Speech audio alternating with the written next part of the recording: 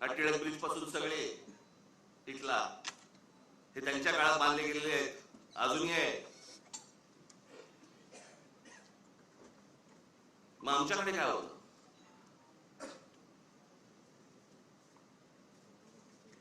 आमच्या रस्त्याला का खड्डे पडतात?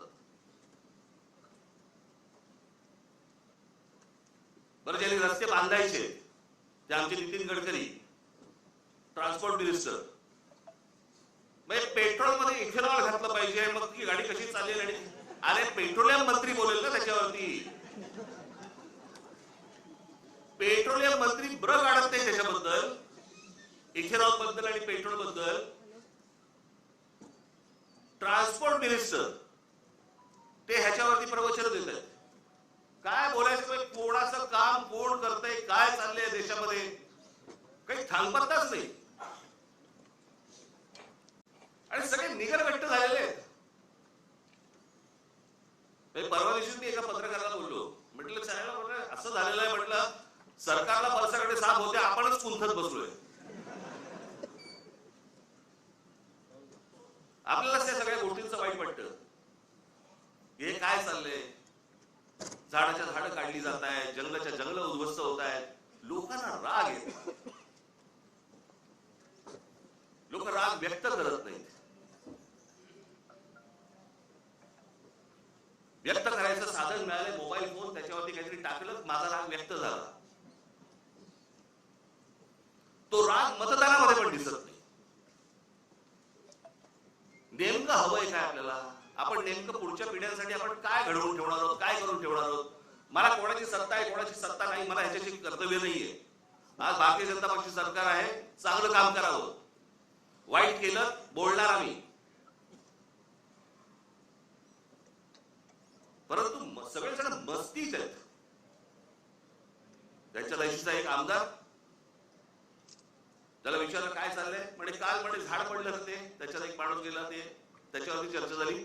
आज तो गटारातला जो मुलगा पडला त्याच्यावरती चर्चा झाली आणि हसतायत. भावना शून्य.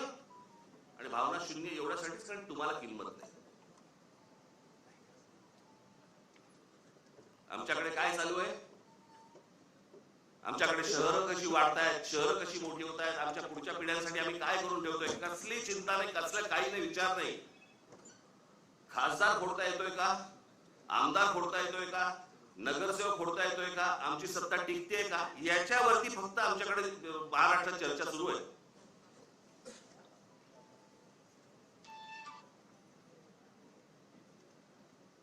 आता काय 3 वर्ष निवडणुका नाही, लोक म्हणणार मग आता काय आम्ही चिडून तरी काय मतदान पुढे? अरे मतदानाची ज्यावेळेला वेळ येते ना, त्यावेळेला अगोदरच साचलेल्या गोष्टींचा विचार करायचा असतो.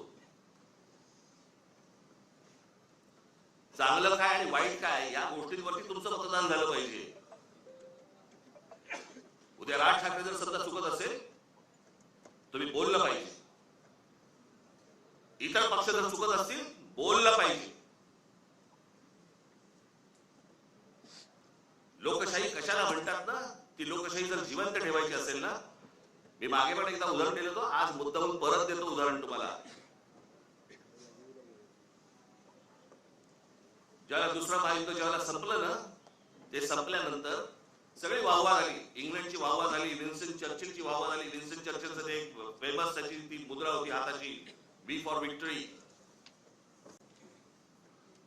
त्याच्यामध्ये फक्त वी फॉर विक्टरी नव्हतं, वी फॉर विन्स्टन पण होतं, विन्स्टन चर्चिल.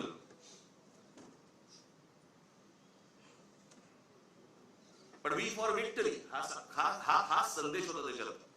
आणि जगामध्ये प्रचंड की विन्स्टन चर्चिलने या सगळ्या गोष्टी केल्या.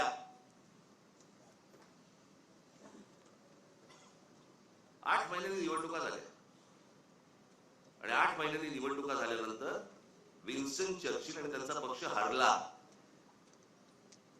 इंग्लंडमध्ये विन्स्टन चर्चिल आणि त्यांचा पक्ष हरला. ज्याच्या नावावरती दुसरं महायुद्ध जिंकून दिल्याची गोष्ट होती, तो 8 महिन्यानंतर निवडणुकीमध्ये हरला.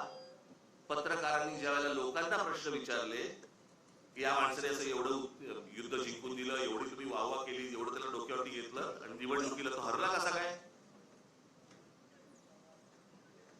सरसकट लोकांनी दिलेलं उत्तर होतं युद्ध काळामध्ये तो योग्य होता, शांततेच्या काळात नाही. हे समजायला अक्कल लागते. याला समजायला, याला लोकशाही म्हणतात. चांगल्या गोष्टींसाठी काय असू शकतं, वाईट गोष्टींसाठी काय असू शकतं, चांगल्या गोष्टीत कोण काम करू शकतं, हे समजणारा समाज लागतो.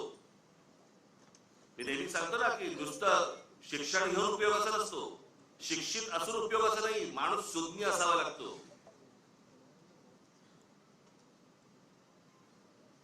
आमच्या बहिणाबाई चौधरी शिकलेल्या नव्हत्या, पण त्या ज्या बोलून गेल्या, आधी हाताला चटके तेव्हा मिळते भाकर, या बोलून गेल्या ना, त्याला सुज्ञ लागतो माणूस, सुज्ञ.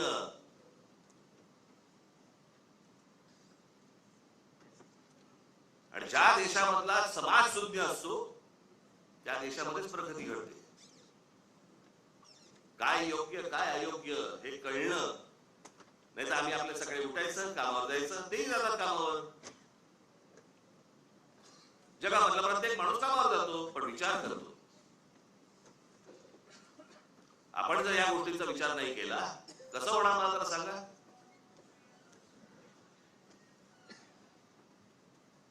आज खरं तर मुख्यमंत्र्यांनी ही गोष्ट सांगायला पाहिजे होती की बाबा मी त्याच्यामध्ये लक्ष घालतो आणि ज्यांनी चुका केल्या असतील त्यांच्यावरती मी इन्क्वायरी लावतो. ते राहिलं बाजूला. याच्यामध्ये जो राजकारण करेल त्याला मी बघून घेईन. बघून काय घेईन? सुसंस्कृत महाराष्ट्राचा मुख्यमंत्री आहे, विधानसभेमध्ये बघून घ्यायची कुठची भाषा आली?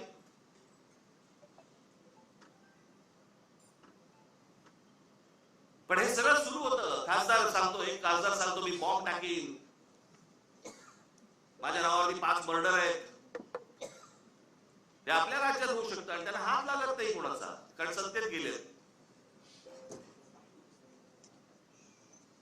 हे बोलायची हिंमत कशी होते? कारण अंकुशच नाही कोणाचा, कोणाचाही अंकुश नाही. कुठे कुठचं काम चाललंय, तिकडे आता कुंभमेळ्याची कामं सुरू आहेत, तिथे पण सगळं गोंधळ आहे.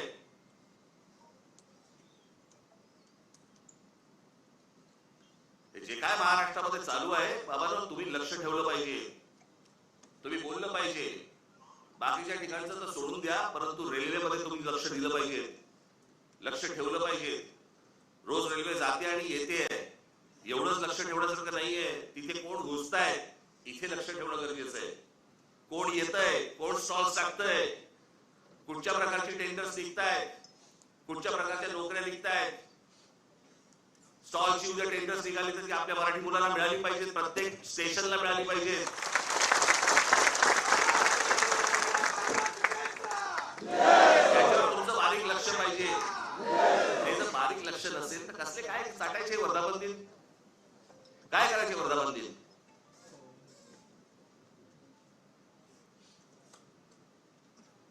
म्हणून मी आपल्याला आज या वर्धापन दिनाच्या दिवशी फक्त तुम्हाला एकच मला तुम्हाला सांगायचंय, जागे राहा, सतर्क राहा, बेसावध राहू नका. आपला मराठी ठसा महाराष्ट्राच्या रेल्वेमधनं पुसला जाणार नाही याच्यासाठी काम करा. धन्यवाद. जय हिंद, जय महाराष्ट्र.